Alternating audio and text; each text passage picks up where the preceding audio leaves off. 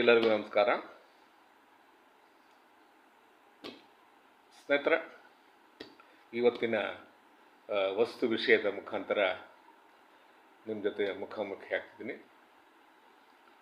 ಒಂದು ಸಣ್ಣ ವಿಡಿಯೋ, ಒಂದು 4-5 ನಿಮಿಷ ಆಗ್ಬೋದು. ನಿಮ್ಮ ವ್ಯಕ್ತಿತ್ವದ ವಿಕಸನಕ್ಕೆ ಒಂದು ಹೊಸ ದಾರಿ ಆಗ್ಬೋದು ಅಂತ ಅಂದ್ಕೊಂಡಿದ್ದೀನಿ. ಸ್ನೇಹಿತರೆ, ಈ ಬದುಕು ತುಂಬ ರಂಜಕ, ತುಂಬ ಸೋಜಿಗ, ತುಂಬ ಭಾವುಕ. ಈ ಬದುಕು ಸುಂದರ, ಅಷ್ಟೇ ಕ್ರೂರಿ ಕೂಡ. ಈ ಬದುಕಿನಲ್ಲಿ ಎಲ್ಲವೂ ಇದೆ. ನೋವಿದೆ, ನಲಿವಿದೆ, ಸಂತೋಷ ಇದೆ, ವಿಷಾದ ಇದೆ, ಖಿನ್ನತೆ ಇದೆ, ಸಂಕೀರ್ಣತೆ ಇದೆ, ಎಲ್ಲವೂ ಇದೆ. ಏಕೆಂದರೆ ನಮ್ಮ ಬದುಕು ನಿಂತಿರುವುದೇ ವೈರುಧ್ಯಗಳ ಆಗರದ ಮೇಲೆ.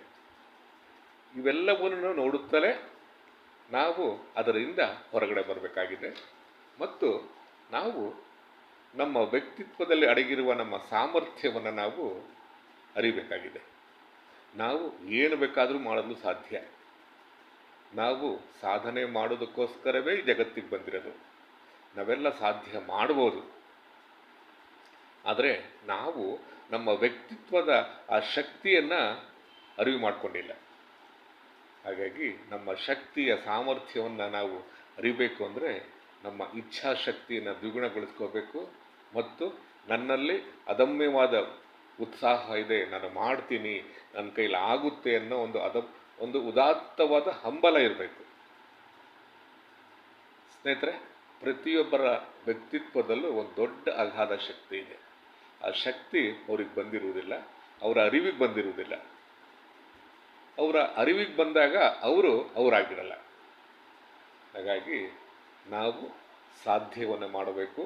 ಅಸಾಧ್ಯವೆಂಬ ಆ ಒಂದು ವರ್ಡನ್ನು, ಅಂದರೆ ಆ ಪದವನ್ನು ನಾವು ಹೊಡೆದು ಇದು ಸಾಧ್ಯ, ಇದು ನನ್ನ ಕೈಲಿ ಆಗುತ್ತೆ ಅನ್ನೋದನ್ನು ನಾವು ಮಾಡ್ತಾ ನಮ್ಮ ಕಾರ್ಯಕ್ಷೇತ್ರದ ಗುರಿಯಲ್ಲಿ ನಾವು ಮುಂದುವರಿಬೇಕು.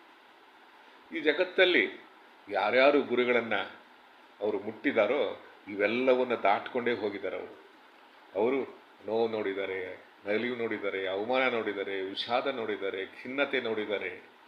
ಎಲ್ಲವನ್ನೂ ನೋಡುತ್ತಲೇ ಅವರ ಗುರಿಗಳತ್ತ ಕೇಂದ್ರೀಕೃತವಾಗಿ ಆ ಗುರಿಗಳಲ್ಲಿ ಮುಂದೆ ಹೋಗಿದ್ದಾರೆ. ಹಾಗಾಗಿ ನಾವು ಯಾವುದೇ ಕ್ಷೇತ್ರ ಇವರಲ್ಲಿ ನಮ್ಮ ಇಚ್ಛಾಶಕ್ತಿಯನ್ನು ನಾವು ವೃದ್ಧಿ ಮಾಡಿಕೊಳ್ಳುತ್ತಾ, ನಮ್ಮ ವ್ಯಕ್ತಿತ್ವದ ಅರಿವನ್ನು ನಾವು ಮನನ ಮಾಡಿಕೊಳ್ಳುತ್ತಾ, ನಮ್ಮ ವ್ಯಕ್ತಿತ್ವದಲ್ಲಿ ಎಲ್ಲವೂ ಇದೆ.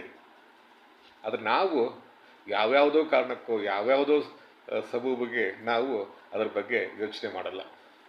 ಹಾಗಾಗಿ ನಮ್ಮ ಕ್ರಿಯಾಶಕ್ತಿ, ಮತ್ತು ಚಿಂತನಾ ಶಕ್ತಿ ಮತ್ತು ಆಲೋಚನಾ ಶಕ್ತಿ, ಒಂದು ಸೃಜನಶೀಲತೆಯ ವೈಚಾರಿಕತೆಯಲ್ಲಿ ನಾವು ಮುಂದುವರೆದಾಗ ಖಂಡಿತ ನಮ್ಮ ಗುರಿಗಳನ್ನು ನಾವು ಸಾಧನೆ ಮಾಡ್ಬೋದು. ಸ್ನೇಹಿತರೆ, ಇಷ್ಟು ಸಾಕು ಅಂತ ಕಾಣುತ್ತೆ. ಯಾಕಂದರೆ ನಾವೆಲ್ಲ ಆಧುನಿಕತೆಯ ಕಾಲದಲ್ಲಿದ್ದೀವಿ. ಆಧುನಿಕತೆಯ ಕಾಲದಲ್ಲಿ ಎಲ್ಲವೂ ಪೈಪೋಟಿ. ಇಲ್ಲಿ ಎಲ್ಲವೂ ಪೈಪೋಟಿಯಲ್ಲಿ ನಾವು ಸಾಗ್ತಾ ಇದ್ದೀವಿ. ದಿನ ಬೆಳಗಾದರೆ ನಾವು ಒಂದು ನಾಗಾಲೋಟದಲ್ಲಿ ನಾವು ಹೋಗ್ತಾ ಇದ್ದೀವಿ. ಇಂಥ ಸನ್ನಿವೇಶಗಳಲ್ಲಿ ನಾವು ನಮ್ಮ ವ್ಯಕ್ತಿತ್ವದ ಅರಿವನ್ನು, ವ್ಯಕ್ತಿತ್ವದ ಅಗಾಧ ಶಕ್ತಿಯನ್ನು ನಾವು ತಿಳ್ಕೊಳ್ತಾ ಮುಂದೆ ಹೋದರೆ ನಮ್ಮ ಜೀವನದಲ್ಲಿ ನಾವು ಗುರಿಗಳನ್ನು ಮುಟ್ಬೋದು ಅಂತ ಅನಿಸುತ್ತೆ. ಮತ್ತು ಇಷ್ಟು ಸಾಕು ಅಂತ ಕಾಣುತ್ತೆ. ಎಲ್ಲರಿಗೂ ಮತ್ತೊಮ್ಮೆ ನಮಸ್ಕಾರ.